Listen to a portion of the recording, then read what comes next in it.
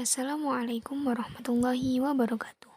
Berikut adalah video pembelajaran menggunakan metode ceramah dan model Project Based Learning oleh Ati Maulana Anifah dengan NIM 2021 030041 dari PGMI 3B. Untuk memenuhi tugas strategi dan metode pembelajaran anak yang diampu oleh Bapak Nasoha. Assalamualaikum warahmatullahi wabarakatuh. Selamat pagi anak-anak. Bagaimana kabar kalian hari ini? Tentunya baik ya. Oke, Ibu mau tanya nih, apakah kalian sudah siap untuk mengikuti pembelajaran dengan Ibu?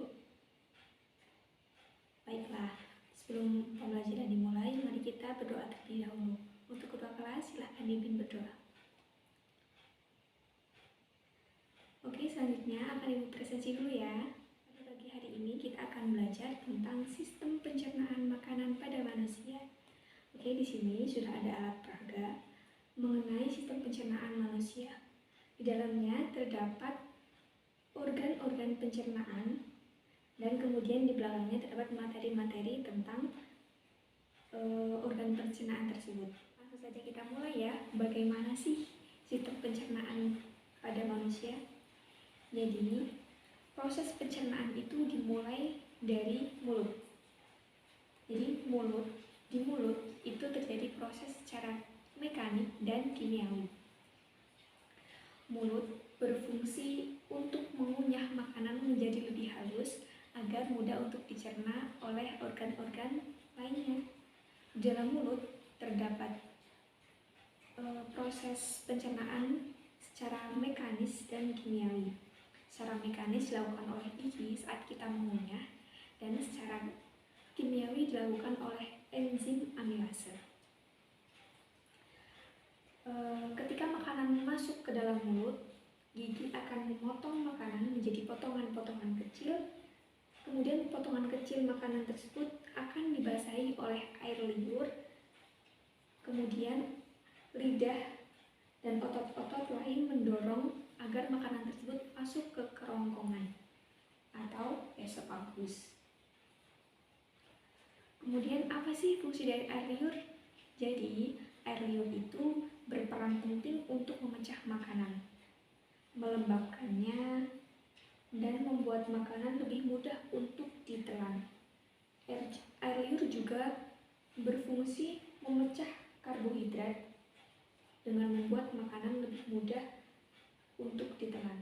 Setelah melewati mulut, maka makanan tentunya sudah berubah bentuk ya. Dari yang tadinya masih berbentuk apel, makanan tersebut sudah menjadi remahan-remahan halus. Nah, setelah dari mulut, makanan akan masuk ke kerongkongan. Apa sih kerongkongan itu? Jadi, nama lain dari kerongkongan adalah esofagus. Esofagus adalah saluran yang menghubungkan antara mulut dengan lambung. Saluran ini merupakan jalan bagi makanan setelah dikunyah oleh mulut menuju proses pencernaan selanjutnya dalam lambung. Kemudian, di dalam kerongkongan ini terdapat otot-otot yang berfungsi memindahkan makanan dengan gerakan peristaltik.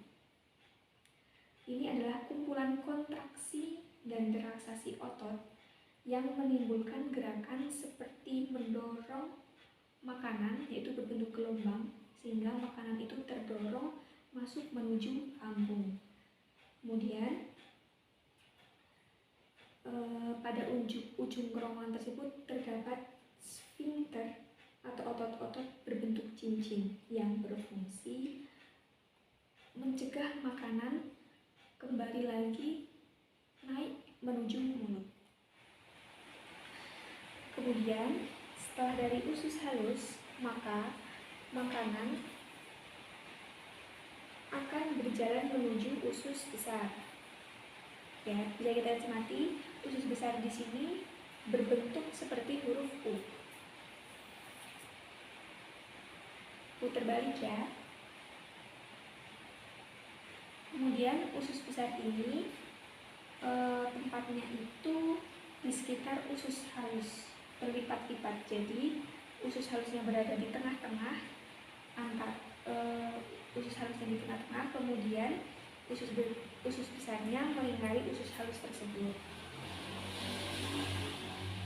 Panjang usus besar ini mencapai 5-6 meter dan terdiri dari 3 bagian, yaitu bagian yang pertama namanya sini adalah cecum, kemudian di sini yaitu kolon, kemudian yang terakhir di sini mendekati anus yaitu rektum. Cecum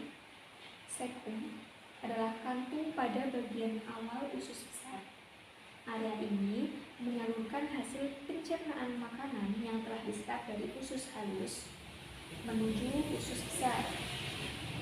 Fungsi utama usus besar yaitu membuang air dan mineral elektrolit dari ampas makanan yang tidak dicerna, lalu membentuk limbah padat yang dapat dikeluarkan. Bakteri dalam usus besar membantu memecah bahan yang tidak tercerna tersebut. Jadi nanti di usus besar ini makanan akan berubah menjadi feses ya anak-anak. Setelah sampai pada usus besar, maka makanan akan lanjut berjalan lagi menuju rektum dan juga anus. Nah, sisa usus besar yang telah menjadi feses kemudian disalurkan ke arah rektum. Jadi rektum itu berada di sini ya, di sebelum anus. Rektum adalah bagian akhir dari usus besar yang berfungsi sebagai tempat penampungan feses sementara sebelum dikeluarkan dari tubuh. Saat rektum sudah mulai penuh, otot-otot di sekelilingnya akan terangsang untuk mengeluarkan feses. Inilah yang membuat kalian merasa mulas dan ingin buang air besar. Feses nantinya akan dikeluarkan melalui anus. Di sini anus. Anus merupakan bagian paling akhir dari saluran pencernaan manusia yang berbatasan langsung dengan lingkungan luar. Fungsi anus tak lain adalah sebagai tempat keluarnya feses. Otot-ototnya bisa berkontraksi di bawah kendali untuk mengatur pengeluaran feses. Oke, jadi seperti itu ya. Sistem pencernaan makanan pada manusia. Penjelasan materi tentang sistem pencernaan pada manusia sudah selesai ya. Jadi setelah ini Ibu akan memberikan kalian tugas, yaitu nanti dikerjakan secara berkelompok. Tugasnya yaitu menggambar bagian dari organ pencernaan ini. Jadi nanti dijelaskan bagiannya apa saja dan fungsinya apa saja. Nah, kalau misal kalian membutuhkan materi, jadi di bagian belakang alat peraga ini sudah tersedia materi mulai dari mulut sampai bagian bawah yaitu anus. Kemudian, Ibu juga memiliki beberapa pertanyaan di sini. Pertanyaan ini bisa kalian jawab untuk menambah wawasan mengenai sistem pencernaan pada manusia. Sudah selesai, maka pembelajaran akan kita lanjutkan di pekan depan ya, anak-anak semuanya. Jadi pekan depan kita akan mengecek tugas kalian, kemudian akan kita diskusikan secara bersama-sama dan mengevaluasi apa sih yang belum kalian paham tentang sistem pencernaan pada manusia. Oke, selamat beristirahat. Semoga pembelajaran pada hari ini bermanfaat. Terima kasih sudah mengikuti pembelajaran dengan Ibu dengan baik. Sekian, wassalamualaikum warahmatullahi wabarakatuh.